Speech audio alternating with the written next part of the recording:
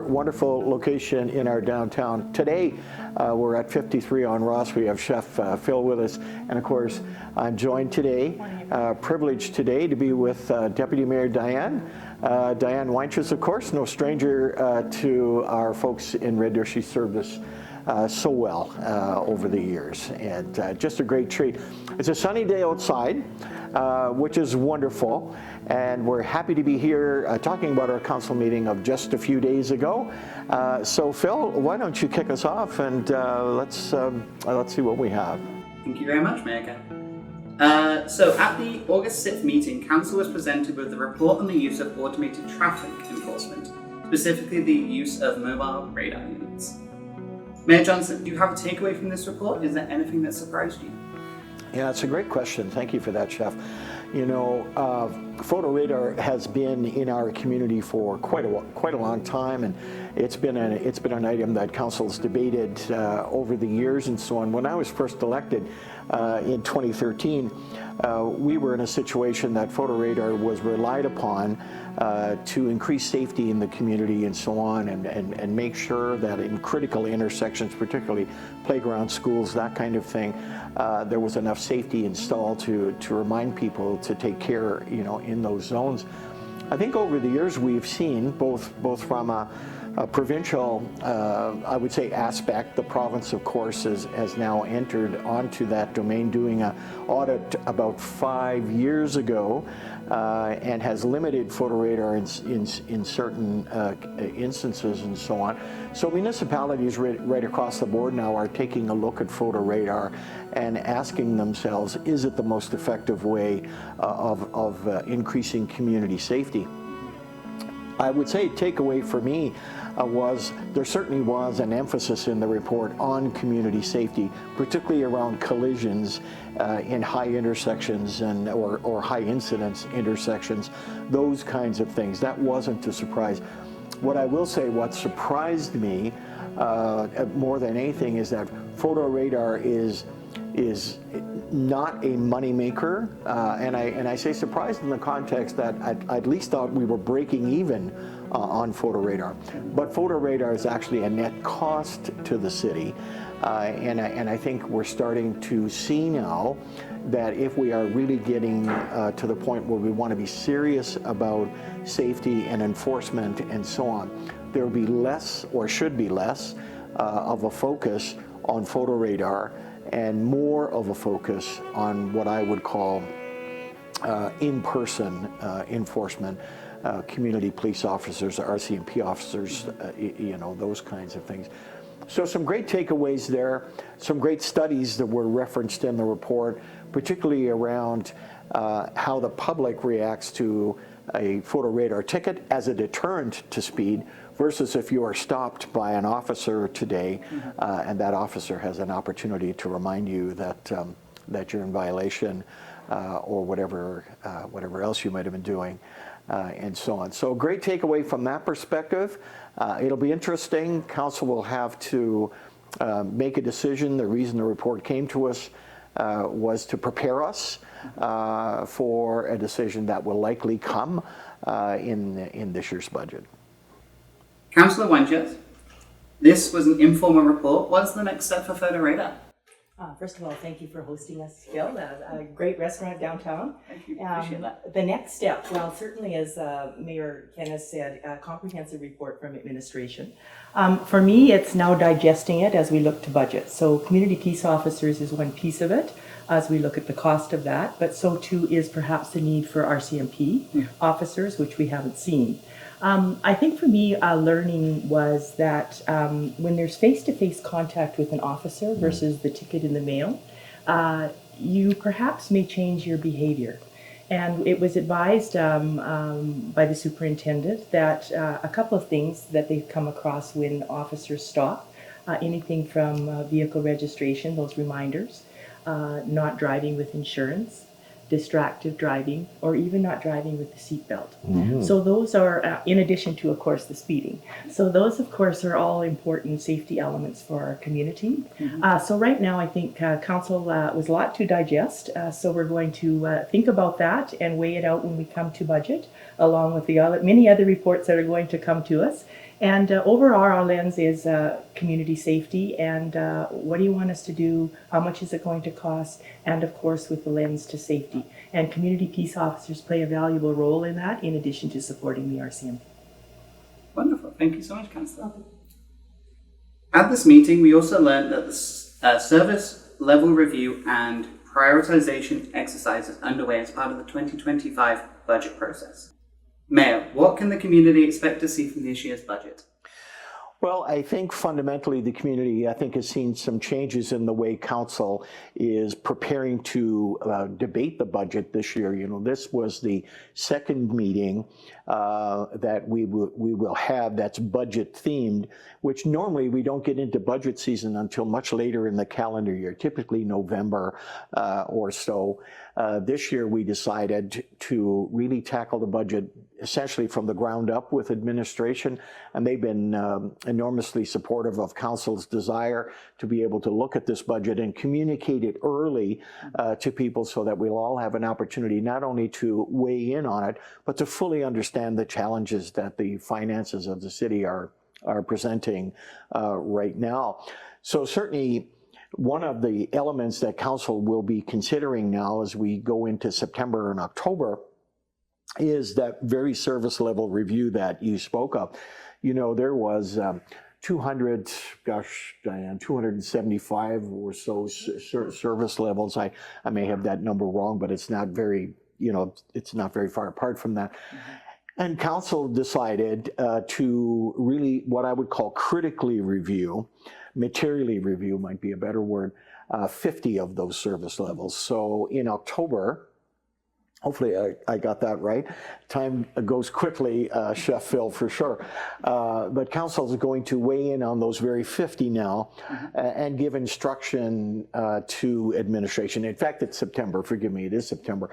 We'll weigh in on those 50 in a comprehensive way. That'll be in a public setting, so our public certainly, folks, if you're interested in how the budget will roll out a few months later, come down to the meeting in September and take a look at how council will balance these service levels, everything from snow and ice to recreation centers to street repair to the social fabric in our city, all those kinds of things, transit, etc. You know, all those service levels will be discussed in an open council.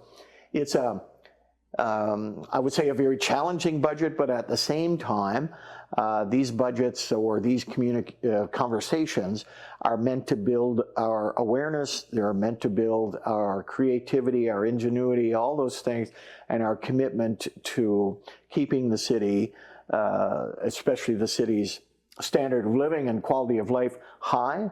It's one of the highest standards of living in Alberta here we enjoy in Red Deer, and council will be certainly balancing that against the service level review for sure. Wonderful. Thank you so much. Councillor, can you talk about the service level review process and how you approach the exercise? Sure. So I sometimes quite often put myself in the shoes and seats of a citizen. And what am I going to get for value for our taxpayer dollars? And so when I did the review, it was very comprehensive, lots to read, but I thought, what would happen if we didn't do this? What perhaps could we do differently? What else is needed in our city in addition to? So for me, it was the lens to how it will affect our community as a whole. Mayor Ken talks about quality of life. So when you think about services, what comes to mind often is recreation, our parks, our trails, our roads, and of course we were reminded with the Calgary situation about our infrastructure. And for me, it's what would happen if something is changed. Along with, of course, council gets lots of asks. We need this, we need a new community musical arts and cultural center. We would like you to purchase this piece of land for additional park space. We need more additional transit hours. So when we're doing the service review, all of council is looking at that very carefully, because once you push one lever, it may affect another. And then if we don't do it as a public service, what's going to happen to our community. So it'll be a very interesting conversation. I want to give a shout out to our city team because Yes. following each budget, council always does a review of what we liked, what we didn't like. And one of the critiques from last year was we needed a little bit more information. And specifically, if you're a new councillor and haven't sat on doing that role, you need a lot of information to make a good decision. So what we found is administration listened to us, and hence we're doing a little bit more review and reading. So we're not going to be making what I call decisions on the fly, because I don't think sometimes those are healthy. We think we maybe are making a good decision, but it's important to know what else we're perhaps not discussing that particular day to help us and guide us to lead the best budget decisions for the next year. Okay. Sounds like a lot of moving parts. It is, and then lots of Well thinking said. and lots of thinking as well. Yes. So that's why I appreciate this term, this piece of the budget, because it's an opportunity to reflect. We just talked about the peace officers and what that means. So when we receive some of these reports, we're not receiving in the 2 weeks before, but it's giving us some time. And then also, as Mayor Ken said, once we receive those service level review information, it'll be an opportunity for the community to give us feedback as well, based upon what they're hearing too. So that all helps us make better decisions. Wonderful. I'll definitely just take my dinner service downstairs as my moving parts and logistics to work out rather than a city. I thought you would say that. I believe it. We all have different roles in our community, and it all plays an important piece. Very much so. Food service. Yes. Council approved the funding request to replace the chiller at the Kingsman Community Arenas. Mayor Johnson, can you tell us about the importance of this decision in the community? Well, there's no question that when a key piece of infrastructure, in this case at Chiller, which is really a very general way of describing an ice plant failure in an arena, they're frail. Dare I bring my own age into view here this morning? But when machinery and equipment ages, of course, it's prone to failure from time to time. So we had an early indication that there were problems with the chiller.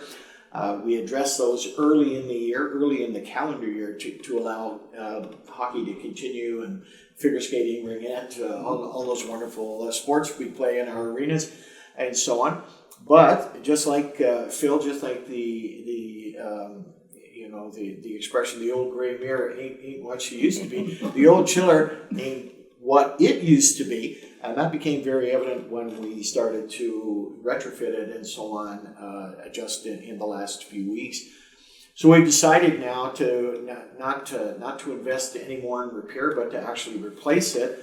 There's a challenge, obviously, with the timing, because of course recreation ice events, again, ringette, hockey, etc., they'll start in earnest by the end of September, and we'll be challenged, to get this up and functional and moving again, if you will.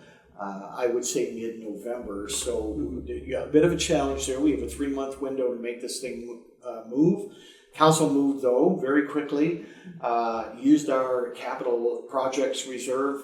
I thought the questioning around the health of that reserve was good. It is a healthy reserve. It is designed for this kind of work. And so it was a very quick, but not without thought.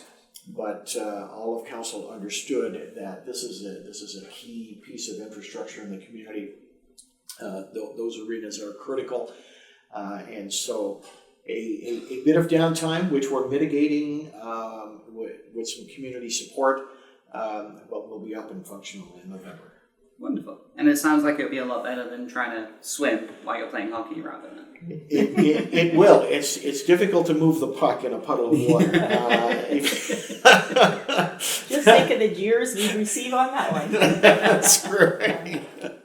No, it was an important decision that council had to make, and the ordering of things too. In the supply chain, the time it takes to get it. That's right. And pending no problems with the installation, hopefully our people will be enjoying that new facility and the better ice. You don't have to worry about it coming down. Perfect. Thank you. Going back a couple of weeks, at the July 22nd meeting, Council directed administration to bring a plan detailing costs, processes, systems and structures for the possible shifting of the city's electric utility to a municipality-controlled corporation before the end of 2024. Mayor, can you expand on what this means? You know, it's certainly fundamental, Chef, when you ask a question like that. You know, council, there are 5 communities in Alberta that own their utilities operations. Red Deer is one of them. And so the other 200 or so municipalities are in either municipally controlled corporations or with a private provider, such as an EPCO or an ENMAX, Fortis, those kinds of things, ATCO, and so on. A combination of factors caused us to look at this, and at this point we are only looking at this. We've asked administration to come and say, what would this look like in our community? What are the choices that we need to make? The electrical utility in particular is where we focused, although there are other utilities like water, wastewater, and waste itself. The city owns those utilities as well. Electric is where we decided to focus. So much is happening in that particular utility now as the world itself understands that to get behind greenhouse gas emissions and net zero by 2050 and those kinds of practical challenges, we really need to invest in electrifying more of our current world. That doesn't mean we're moving away from oil, gas, and so on, but it becomes certainly more essential that we look at how electricity will operate. That challenges municipalities that don't have the scope of the private sector to make larger investments and so on. We're more restricted by the Municipal Government Act as it relates to debt limits and so on, whereas private corporations or municipally controlled corporations are not. So that was certainly a factor. Another factor, and this is without boring our great audience there this morning, council plays 2 roles in any kind of utility debate. One, it plays the role of elected representative and sort of making the best informed decision for the community. But 2, and in this case very critically, 2, council also acts as the regulator for utilities. So it takes off sort of the council hat, puts on the regulator hat, and then needs to make decisions around the price of the utility, the price, for example, of franchise fees. Will or should we invest in further infrastructure and so on? And of course, in the complexity of utilities, it became very apparent, certainly in the last 10 years, that council as a regulator is not an expert. I'm not an expert. I'll let Councillor Wancha speak for herself, but I am not an expert as it relates to utilities.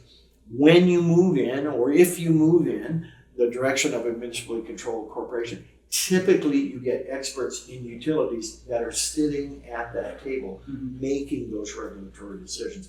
So that is that's also or was or is, I should say, a factor in what we're doing. So I think the public got a good window into the complexity of utilities.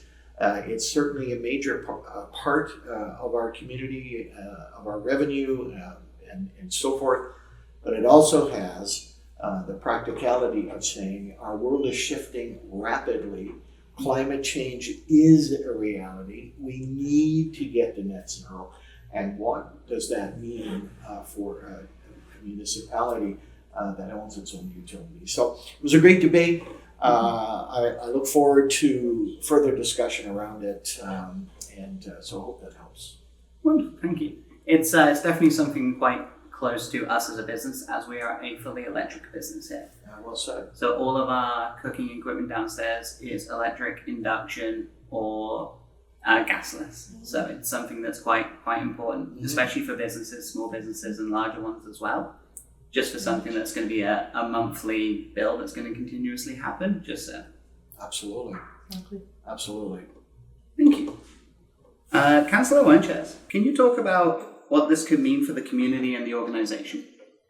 So, for me, this is a critical piece of infrastructure, and it's an asset that the city owns. We, as the citizens, own it. So, what are we going to do with it in terms of our governance role? And so, the next steps is council weighing out some decisions and also engaging the public at the appropriate time in terms of their understanding and the complexity of it all. And they'll be hearing a lot about MCC. We use that abbreviation, municipally controlled corporation. And if council goes that route, it'll be a decision. I think the questions we'll be hearing from the community and business owners will be, what does this mean for us in terms of reliability? How much is it going to cost us? And the importance of investing in the infrastructure for the city.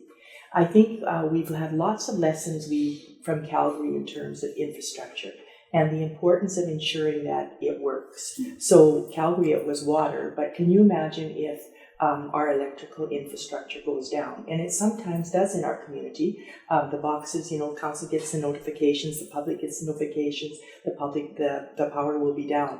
We need electrical power to run our community.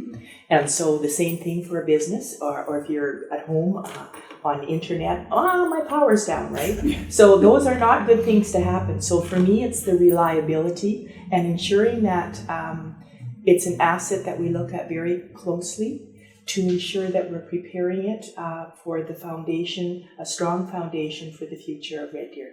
And that also means economic development, because when a community looks to attract an investment, a business wants to ensure that we have reliable infrastructure, modern infrastructure, and that's another piece of it. So stay tuned for the public, but recognizing, of course, is this going to cost me more, and ensuring its reliability.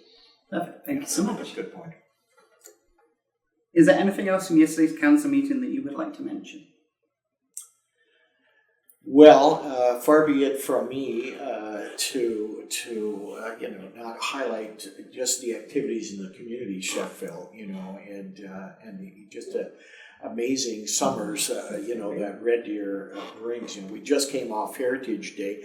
I admired Councillor Weich's making a hobby horse. I wasn't there personally. I came later. She came earlier in the day. I came later in the day. Anyway, we had a Heritage Hootenanny, it was called, over at the museum. Wonderful event, and so on. So we certainly recognized that as well. That was pretty amazing. And so summer rolls on in the community, and it was great to recognize that. Wonderful. Thank you.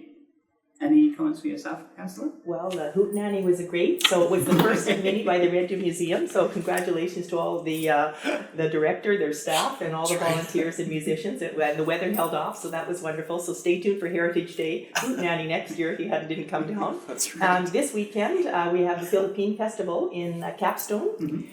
Next weekend, I believe we have Pioneer Days at Sunnybrook Farm. And the Caribbean Festival. Coming up. So there's lots to enjoy. And of course, coming downtown to the Ross Street patio, I saw a few people out this morning having their morning coffee, and just a great place to be. And also to come down to Restaurant 53 and try your menu. You were sharing some of the great menu items on there, so definitely I'll come down. But it's supporting our business opportunity to meet a friend downtown and enjoy the sunshine that Red Deer offers for August and hopefully September. But we need a bit of rain too to make sure that the crops grow. All about balance. Exactly, very good. It's all about balance, and so Red Deer will sign off on what I hope you've enjoyed as a performative post-council experience. Thank you, Councillor Weiches, for mentioning 53 on Ross, Chef Bill. Kudos to you and what you've invested in here in the downtown. Folks, if you haven't had a taste of what is an extraordinary culinary event, come on down and see Phil and his crew. You won't be disappointed. We were swapping a recipe before the start on some steak tartare, beef tartare. Amazing. I've enjoyed a dish or two here. It's been amazing, Phil. Thank you. And so, folks, come on down. You will not be disappointed. Until next time, this is Mayor Ken saying, take care, Red Deer, and we'll see you in a few weeks.